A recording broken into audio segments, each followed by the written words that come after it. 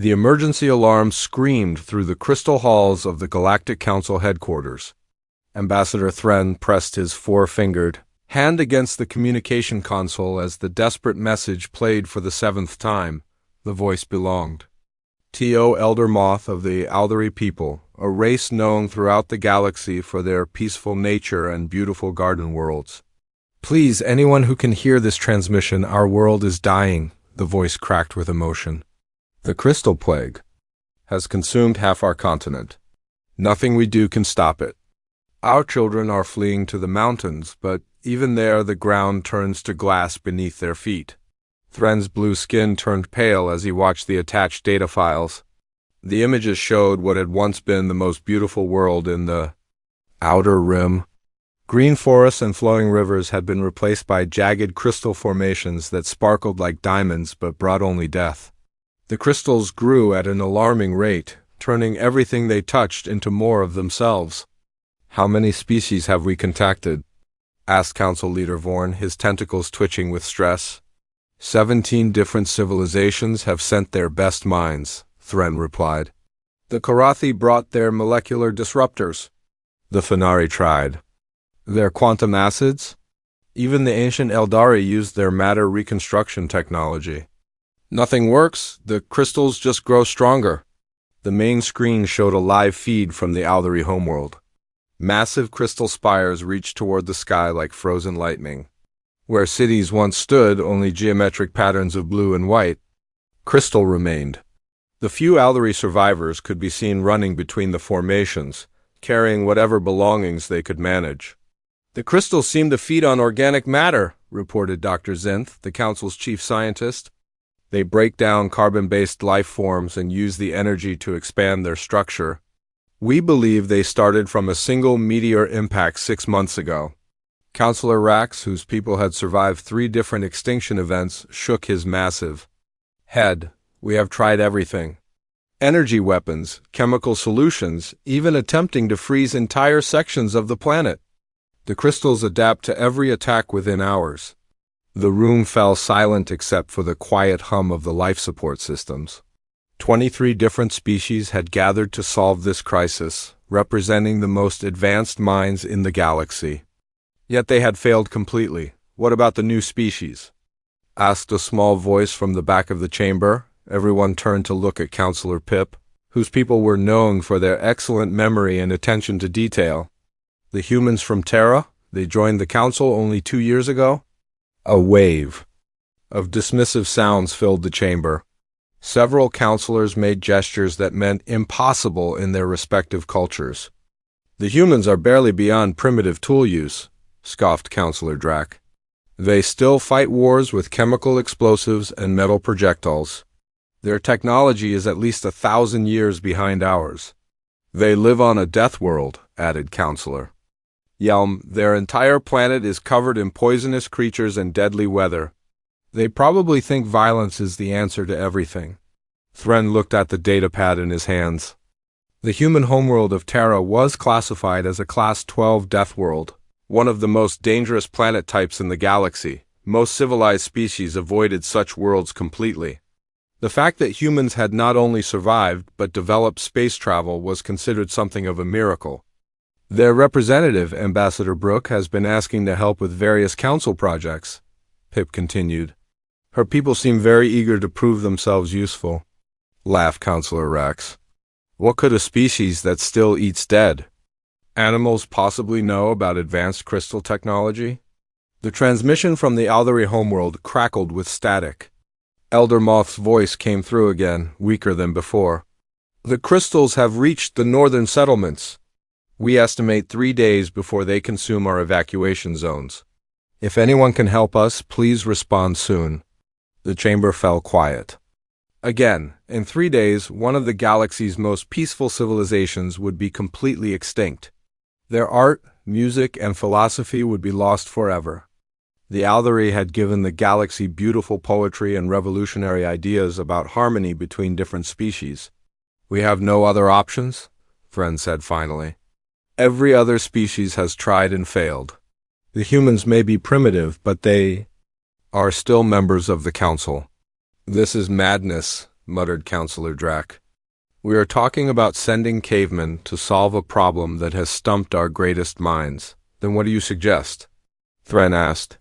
Should we simply watch the Aldari die because we are too proud to ask for help from a younger species? The debate continued for another hour, but everyone knew the outcome was inevitable. The galaxy's most advanced civilizations had completely failed to solve the crystal plague. The Aldari would be extinct within days unless someone found a solution. Finally, Council Leader Vorn called for a vote. All in favor of requesting human assistance with the Aldari crisis? The vote was close, but it passed. Many councilors voted yes only because they had no other choice. Some hoped that human failure would prove once and for all that advanced civilizations were superior to primitive ones. Ambassador Brooke is already on her way to the council chambers, Pip announced. She has been monitoring our emergency frequencies. Within minutes, the human ambassador entered the chamber. She was tall by human standards, with brown skin and dark hair tied back in a simple style. Her clothing was practical rather than decorative, and she carried a small device that most counselors recognized as a primitive data storage unit. Counselors, she said, bowing slightly in a gesture of respect.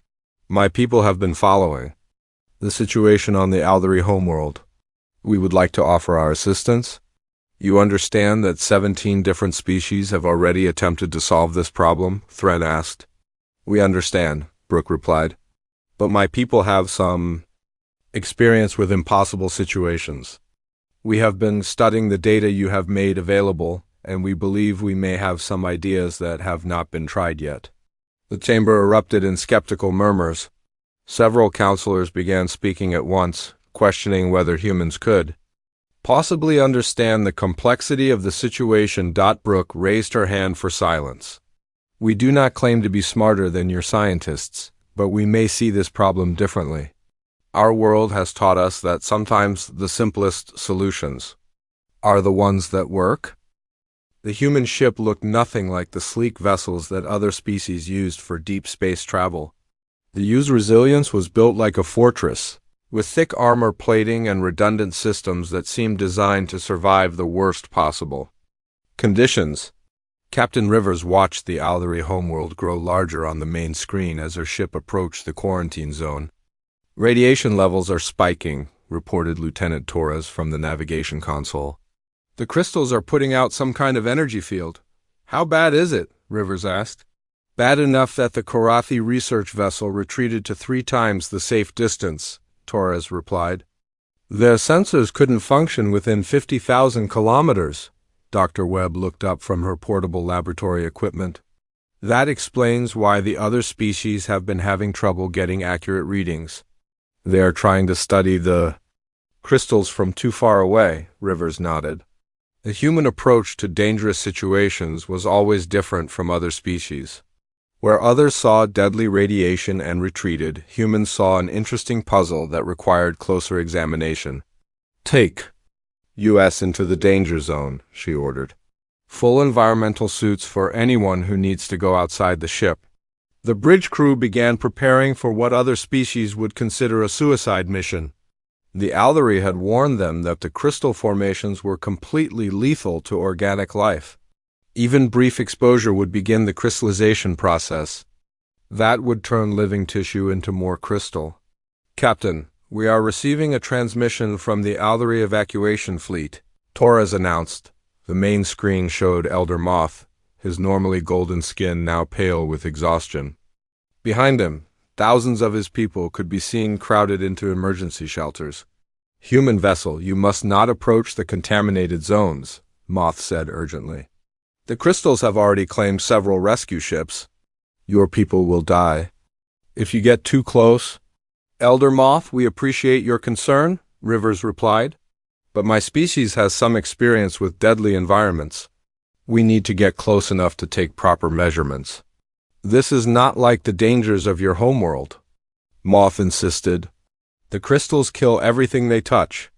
Even our most advanced protective equipment fails within minutes. Rivers could see the fear in the Elder's eyes. The Aldari were herbivores who had evolved on a world with no major predators or environmental dangers. The concept of voluntarily Entering a deadly zone was completely foreign to them. "We understand the risks," Rivers said gently. "But we cannot help you without understanding exactly what we are dealing with." The human ship continued toward the crystal formations despite increasingly desperate warnings from the Aldari evacuation fleet. Other species had tried to study the crystals using long-range sensors and robotic probes, but the energy fields made accurate readings impossible. "We are now within the radiation zone," Torres reported. "All other vessels have retreated beyond this point." Dr. Webb was already suiting up in her environmental protection gear. The human environmental suits were bulky and primitive compared to the elegant force fields that other species used, but they were designed for the harsh conditions of Terra. "I need to collect physical samples," she told the captain. "The energy? Readings are interesting, but I need to understand the crystal structure at a molecular level." "Absolutely not," came a voice over the communication channel. It was Dr. Zinth, the Council's chief scientist, calling from the safety of the outer system. "No living being can survive direct contact with the crystals."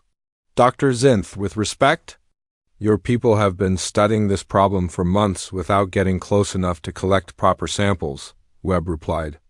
"We need to understand what we are fighting." The human landing shuttle launched from the main ship and descended toward the crystal formations. The pilot, Commander Hayes, had trained for landing in hostile environments including active volcanic zones and areas with toxic atmospheres. "The crystals are beautiful," Hayes commented as they descended. "They look like frozen fire reaching toward the sky." Dr. Webb was focused on her instruments. "The energy readings are off the charts. These crystals are not just growing, they are actively processing matter at an incredible rate." The shuttle landed in a clearing between two massive crystal spires. Dr. Webb and her team stepped out onto the surface of the dying world. Through their helmet cameras, the crew of the Resilience could see the devastation up close. "The crystals have completely replaced the original landscape," Webb reported. "But look at the patterns. This is not random growth. There is a structure to how they are expanding." She approached one of the smaller crystal formations and began taking readings with her portable equipment. The instruments showed energy patterns that were completely unlike anything in the Council's databases. "This is not a natural phenomenon," she announced.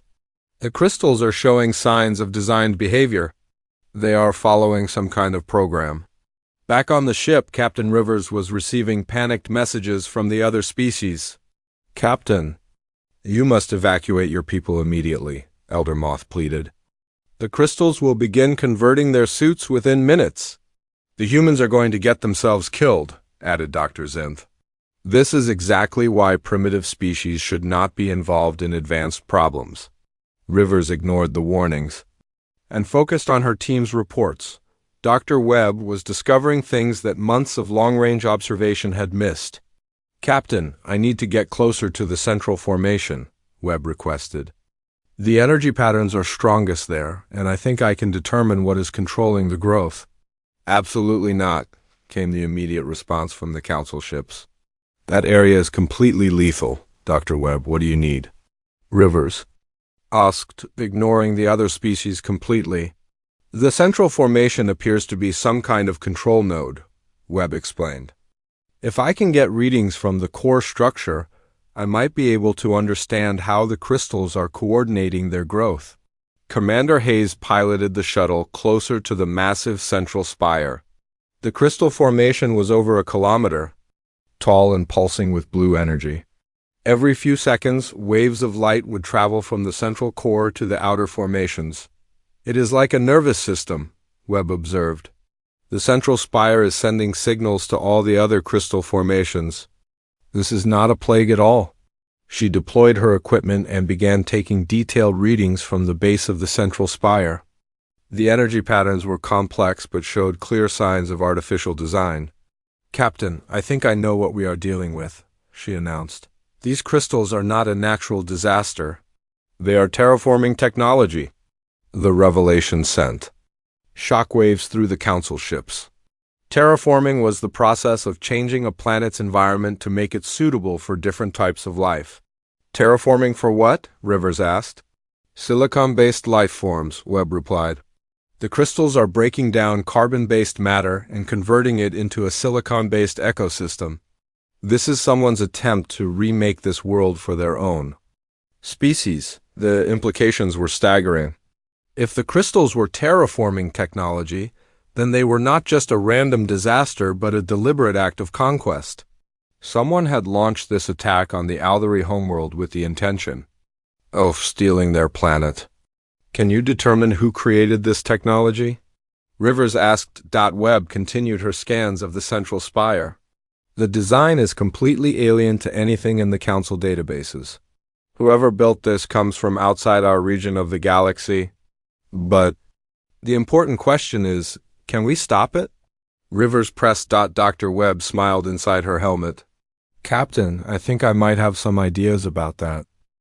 The emergency meeting aboard the UES Resilience brought together representatives from every species that had attempted to solve the crystal plague. The human ship's conference room was cramped and functional, lacking the elegant design that other species preferred. Dr. Webb stood at the front of the room, her environmental suit still dusty from her expedition to the crystal formations. The terraforming technology is designed to break down organic compounds into their basic elements, she explained to the assembled group. The crystals then use these elements to build their own structure and create an environment suitable for silicon-based life. Elder Moth's image flickered on the main screen from the evacuation fleet. But how does this help us stop them? Knowing what they are does not make them less deadly. Dr. Zinth's tentacles twitched with impatience. The humans have confirmed what we already suspected. This does not bring us closer to a solution. Actually, it does, Dr. Webb replied. The crystals are not indestructible. They are just very good at breaking down the types of attacks that advanced civilizations normally use. She activated a holographic display showing the crystal structure at a molecular level. The crystals have adapted to resist energy weapons, chemical acids, and even quantum manipulation. But they have never encountered the type of biological warfare that exists on Deathworlds. The room fell silent. The concept of biological warfare was considered barbaric by most civilized species. The idea of using living organisms as weapons was something that only primitive worlds would consider. You cannot be serious, Counselor, Drax said with disgust. Biological weapons are banned by 17 different galactic treaties. These are not weapons in the traditional sense, Dr. Webb explained. On Terra, we have organisms that have evolved to break down the hardest materials in existence. Our world has taught life to survive in conditions that would kill any other form of biology. Captain Rivers stepped forward. Our homeworld has bacteria that can digest rock, fungi that can break down metal, and microorganisms that thrive in radiation levels that would sterilize most planets. The crystals may be tough, but they have never faced the kind of biological pressure that exists on a Deathworld. This is madness, Dr. Zinth protested. You're talking about releasing unknown organisms onto an already dying world. The world is already dying, Dr. Webb pointed out. The crystals will consume everything in less than 2 days. What we are proposing cannot make the situation worse. Elder Moth's voice came through the speakers with a note of desperate hope. What exactly are you suggesting? Dr. Webb activated another display showing microscopic images of various Earth organisms. We want to introduce modified versions of Terra's most aggressive decomposer organisms. Bacteria that can break down silicon compounds, fungi that can disrupt crystal lattice structures, and microorganisms that can interfere with the energy patterns that coordinate crystal growth. The alien representatives stared at the images in horror and fascination. The organisms looked nothing like the carefully engineered biological tools that advanced civilizations used. They were chaotic, aggressive, and completely unpredictable. These organisms will attack everything, Counselor Rax observed. How do you know they will not consume the entire planet? Because they will be specifically modified to target the crystal structures, Dr. Webb explained. Our bioengineers can create organisms that will view the crystals as the perfect food source while ignoring normal organic matter. Bioengineers? Dr. Zinth asked. You mean your people can modify living organisms? Every species on our world has been modified by billions of years of evolutionary pressure, Captain Rivers said. We have learned to work with evolution rather than against it. The human approach to biological modification was completely different from other species, where advanced civilizations used precise genetic engineering to create perfect organisms. Humans used controlled evolution to create organisms that could adapt to any situation. The process is simple, Dr. Webb continued. We take organisms that already exist on our world and place them in environments that simulate the conditions around the crystals. The organisms that survive and thrive become the basis for our biological solution. You are talking about unleashing evolution as a weapon, Counselor Drax said with amazement. This is either brilliant or completely insane. On Terra, the line between brilliant and insane is often very thin, Rivers replied. Our world has taught us that sometimes the most dangerous solutions are the ones that work. Dr. Webb brought up a timeline on the display. We can have the first batch of modified organisms ready within 12 hours. The bioengineering equipment on our ship is designed for rapid adaptation and field deployment. The alien representatives exchanged glances. The human proposal was unlike anything they had ever considered. Most species spent decades carefully planning biological modifications. The humans were talking about creating new organisms in a matter of hours. What if your organisms adapt beyond your control? Elder Moth asked. What if they begin consuming things other than crystals? Then we release predator organisms that will hunt the first batch, Dr. Webb replied. On Terra, every organism has something that can kill it. We just need to bring the right combination of predators and prey. The concept was both terrifying and fascinating to the other species. The humans were proposing to create an entire ecosystem designed specifically to destroy the crystal formations. This is not science, Dr. Zinth protested. This is controlled chaos. Exactly, Captain Rivers agreed. And chaos is something that ordered systems like the crystals cannot handle. The debate continued for another hour, but time was running out. The crystal formations were expanding at an accelerating rate, and the Aldery evacuation fleet was running out of safe zones to retreat to. We need a decision, Elder Moth announced. The crystals will reach our final evacuation zone in 18 hours. The vote was even closer than the original decision to contact the humans. Several species voted against the proposal, arguing that biological warfare was too dangerous and unpredictable.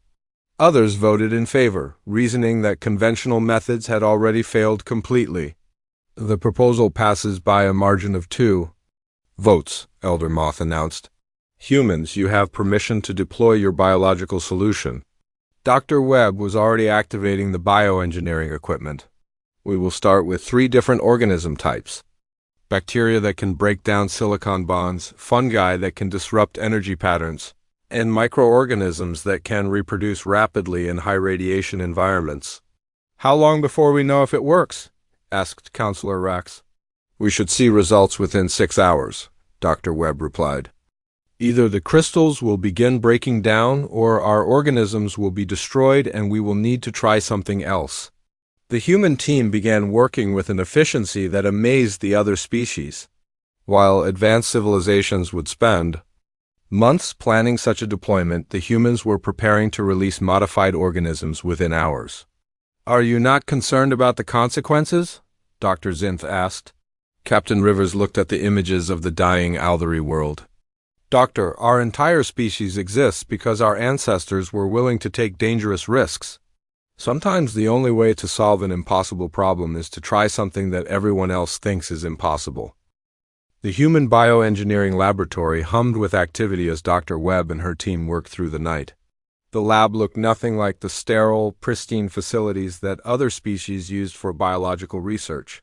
Instead, it resembled a combination of a medical facility and a battlefield command center, with equipment designed for rapid deployment under hostile conditions. The first batch of organisms is ready, announced Dr. Park, the team's lead bioengineer. We have successfully modified the Terra bacteria to target silicon-based crystal structures. Through the laboratory's reinforced windows, the crystal formations could be seen growing even larger. The blue energy pulses had increased in frequency, and new spires were emerging from the ground every few minutes. The crystals are accelerating their growth pattern, observed Lieutenant Torres. They seem to know that something is coming. Captain, Rivers studied the deployment plan on the main tactical display. We need to establish a perimeter around the target zone. I want Marine teams positioned at key points to monitor the biological deployment. The human Marines were already preparing their equipment. Unlike the energy-based weapons that other species preferred, the humans carried projectile weapons and chemical explosives. Their gear was designed for fighting in environments where advanced technology might fail. Marines, remember that we are not here to fight the crystals directly, Rivers announced over the communication channel. Your job is to secure the deployment zones and make sure our biological weapons reach their targets. Sergeant Miller, the Marine team leader, nodded grimly. Understood, Captain. We have experience with hostile biological deployments from the Titan Colony incident. The shuttle bay doors opened and the first deployment team launched toward the crystal formations. Dr. Webb accompanied the team, carrying containers of modified organisms that would be released at strategic points around the central spire. The organisms are showing excellent adaptation characteristics, she reported as the shuttle approached the landing zone. They are already beginning to differentiate into specialized forms. The landing zone was a small clearing between two massive crystal spires. The Marines deployed quickly, establishing a defensive perimeter while Dr. Webb prepared the biological release system. Energy readings are off the charts, reported Commander Hayes from the shuttle. The crystals are definitely responding to our presence.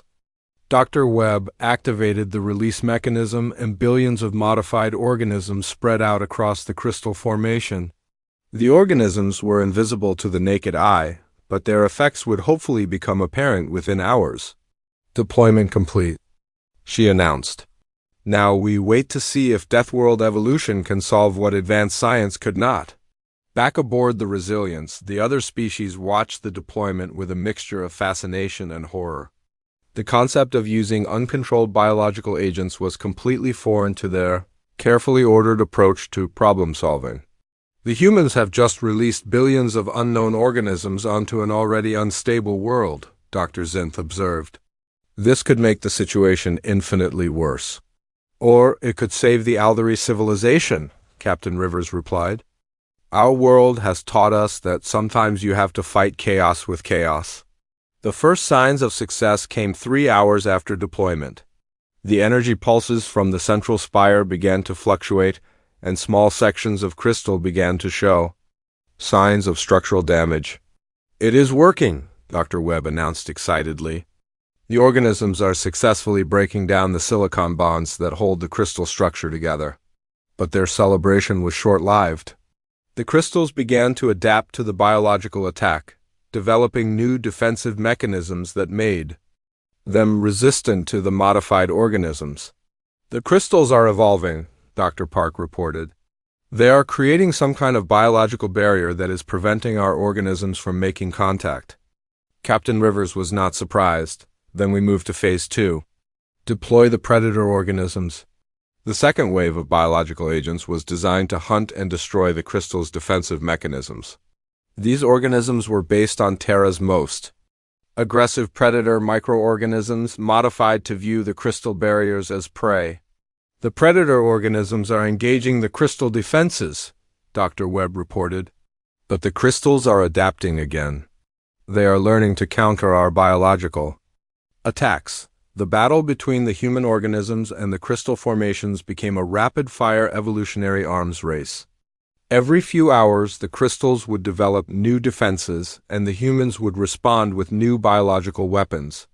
This is incredible, observed Elder Moth from the evacuation fleet. The crystals and the human organisms are evolving in real time. This is exactly what we hoped would happen, Dr. Webb explained. The crystals are designed to handle static attacks, but they cannot keep up with the pace of biological evolution. The human Marines established forward observation posts to monitor the biological warfare. From their positions, they could see the crystal formations beginning to show signs of serious damage.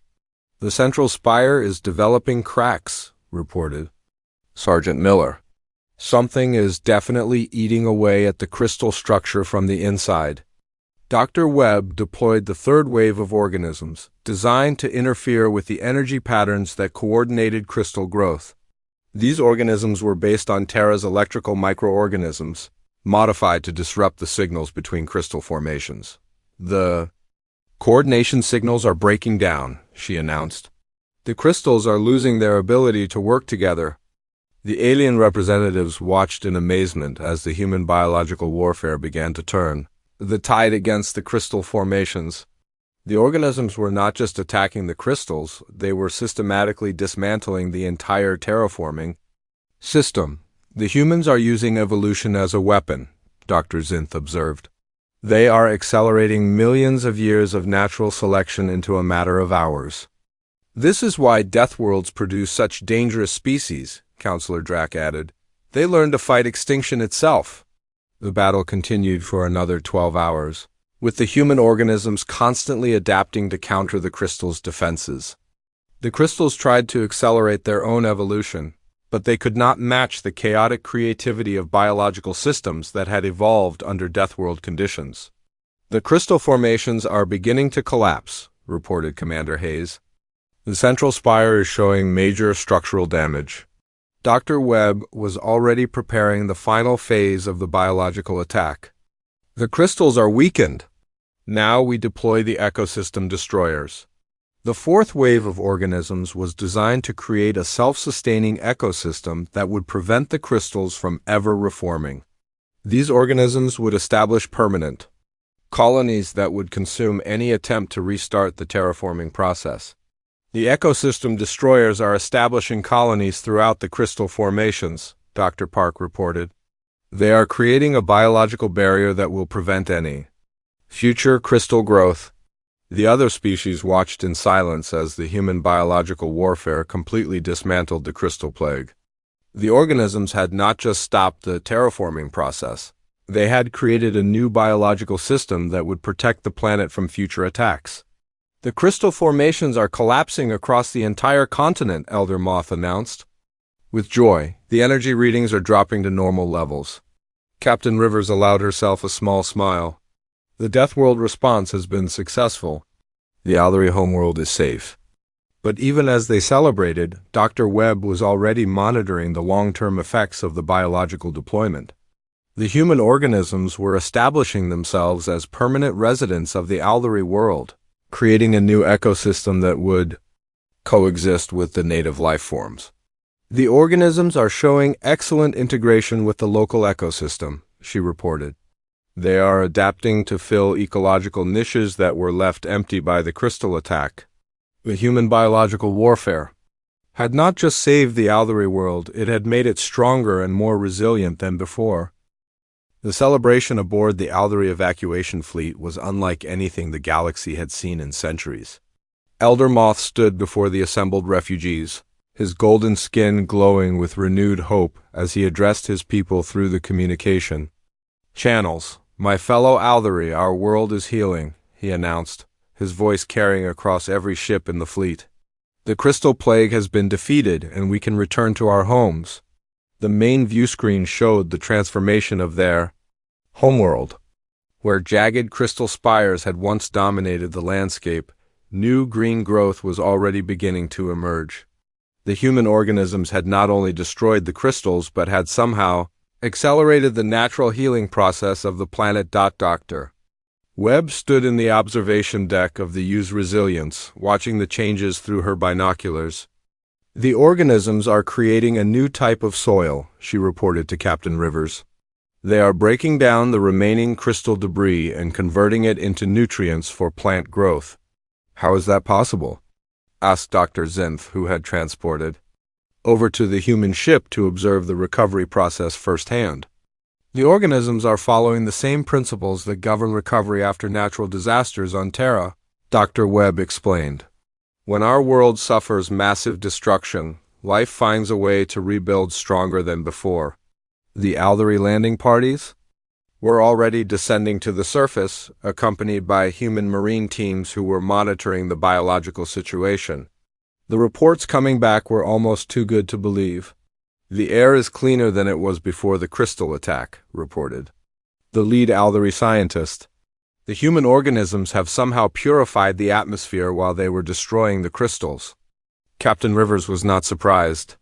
Deathworld organisms are very efficient. They tend to create systems that benefit the entire ecosystem, not just themselves. The Galactic Council had dispatched a full investigative team to study the human biological warfare techniques. The team was led by Counselor Vorn himself, who had initially opposed the idea of involving humans in the crisis. I must admit, I was wrong about your species, Vorn said to Ambassador Brooke as they toured the recovering areas of the planet. Your methods are unconventional, but they are remarkably effective. The investigation revealed that the human organisms had accomplished something that advanced science had thought impossible. They had not just stopped the crystal plague. They had created a biological immune system that would protect the planet from similar attacks in the future. The organisms have established monitoring stations throughout the planet, Dr. Webb explained to the Council team. If any foreign biological or crystalline agent attempts to terraform this world, the organisms will detect and neutralize it within hours. The implications were staggering. The human biological warfare had not just saved one world. It had created a new type of planetary defense system that could be deployed throughout the galaxy. We need to understand how you accomplish this, Dr. Zinth insisted. The applications for planetary defense are enormous. The technique cannot be easily replicated, Dr. Webb replied. The organisms we used were specifically adapted for the conditions on Terra. Each deployment would require different organisms adapted for different worlds. The Council team spent weeks studying the human methods, but they quickly realized that the Deathworld approach to biological warfare was fundamentally different from anything they had ever encountered. The humans do not control their organisms, observed Counselor Rax. They guide them and then allow them to evolve independently. That is the key to their success, added Counselor Drac. Advanced civilizations try to control every aspect of biological modification. The humans work with natural evolutionary processes instead of against them. The recovery of the Aldery homeworld progressed faster than anyone had expected. Within a month, the refugees were able to return to their cities and begin rebuilding their civilization. The human organisms had not just cleared away the crystal debris, they had enriched the soil and purified the water systems. Our world is more beautiful than it was before the attack, Elder Moth told the assembled council representatives. The human organisms have given us a gift that we can never fully repay. The Galactic Council convened a special session to address the implications of the human success.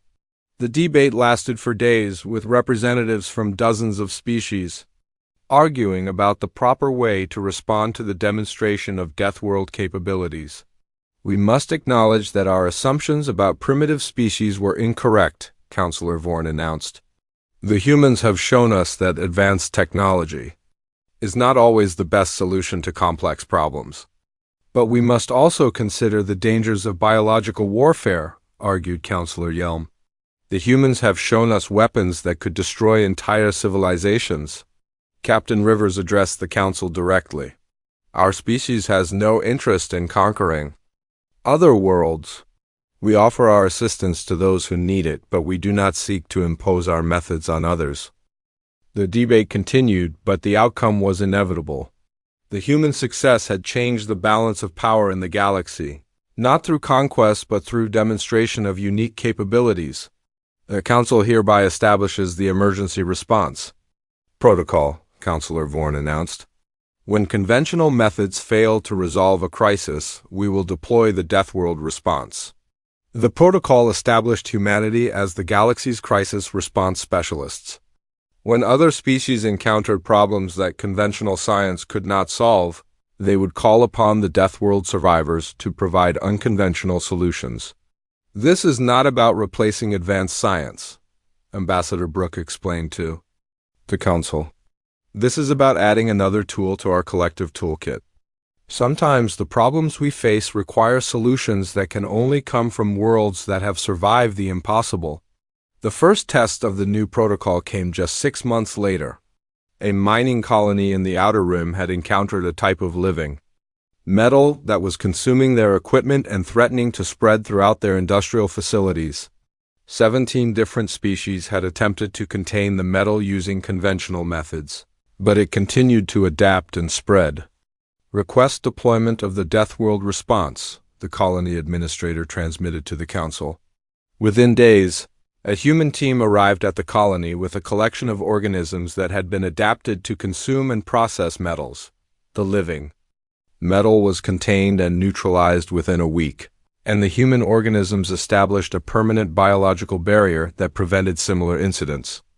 Word of human capabilities spread throughout the galaxy. Species that had once dismissed humans as primitive began to study Terra's evolutionary history with new respect. They realized that surviving on a Deathworld required a type of intelligence that was completely different from the analytical thinking that advanced civilizations prized. The humans think like their world, observed Dr. Zinth during one of his research presentations. They are chaotic, adaptable, and completely unpredictable. These are exactly the qualities needed to solve problems that orderly thinking cannot handle. The human approach to crisis response became a subject of intense study throughout the galaxy. Universities established new departments dedicated to Deathworld biology and evolutionary warfare. The concept of controlled chaos as a problem-solving tool revolutionized scientific thinking in dozens of different fields. Elder Moth visited Terra itself, becoming the first alien ambassador to set foot on humanity's homeworld. The experience was both terrifying and enlightening for someone who had evolved on a peaceful garden world. Everything on this planet is trying to kill everything else, he observed after a carefully controlled tour of a Earth nature preserve. Yet somehow this creates a balance that is more stable than our carefully maintained ecosystems. Conflict creates strength, Captain Rivers explained. Our world taught us that the only way to survive is to constantly adapt and evolve. When we encountered your crisis, we applied the same principles that allowed us to survive on Terra. The Aldery homeworld became a model for the integration of Deathworld organisms with advanced civilization. The human biological systems continued to evolve and adapt, creating new solutions to problems that the Aldery had not even known existed. The organisms are preventing soil erosion, purifying groundwater, and even improving crop yields, reported the Aldery Agricultural Ministry. They have become an essential part of our ecosystem. The success of the Deathworld response changed humanity's position in the galaxy permanently. No longer were they seen as primitive newcomers who had barely achieved space travel. They were recognized as specialists in a field that no other species could match. We have learned that intelligence takes many forms, Counselor Vorn announced during the annual council address. The humans have shown us that sometimes the most advanced solution is the one that embraces natural chaos rather than fighting against it. The emergency response protocol was activated 17 times in the following year, with human teams successfully resolving crises that had stumped the galaxy's best minds. Each success reinforced the understanding that Deathworld evolution had created capabilities that could not be replicated through conventional science.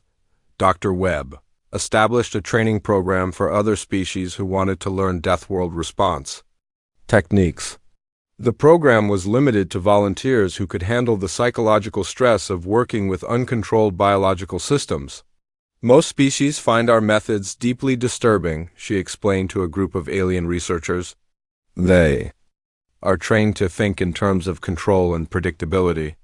We think in terms of adaptation and survival.